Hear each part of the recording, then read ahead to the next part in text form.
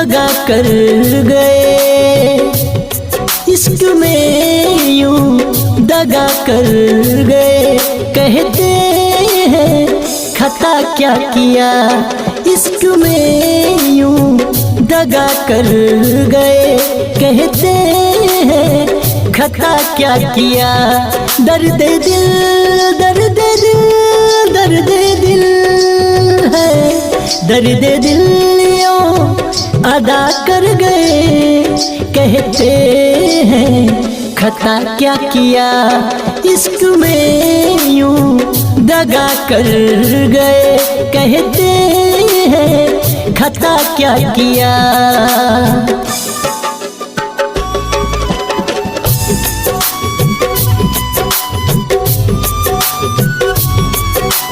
Bittu DJ मलाही बाजार मंदिर के पीछे।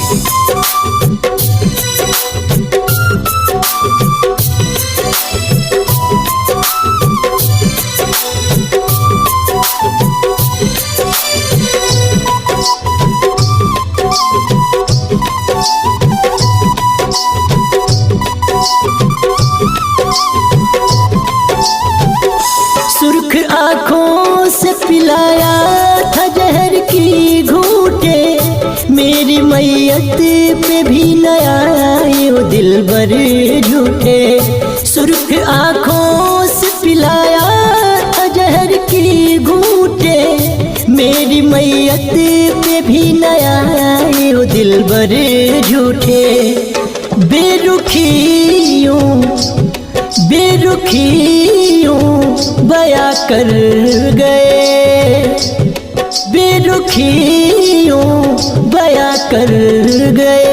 कहते हैं खता क्या किया, इश्क में यूं दगा कर गए।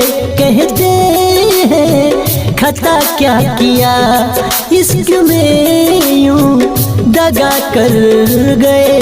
कहते हैं खता क्या किया।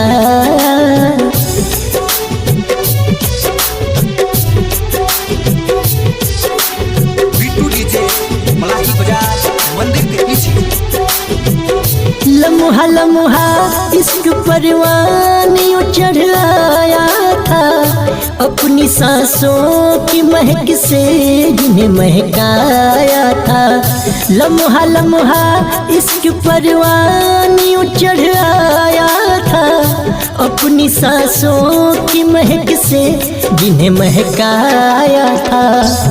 हाँ किए फिर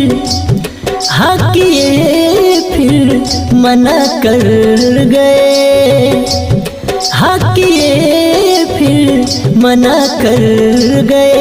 कहते हैं खता क्या किया, इश्क में यूं दगा कर गए।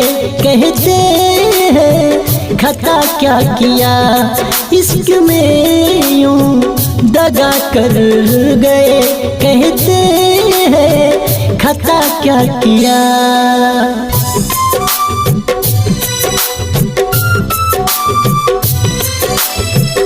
बिट्टू डीजे मलाही बाजार मंदिर के पीछे।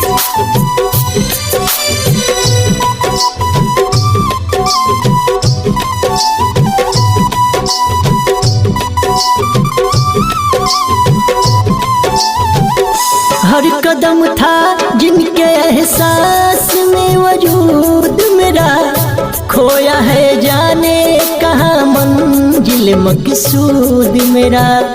हर कदम था जिनके एहसास में वजूद मेरा, खोया है जाने कहाँ मंजिल मकसूद मेरा। सोनू हंस के गम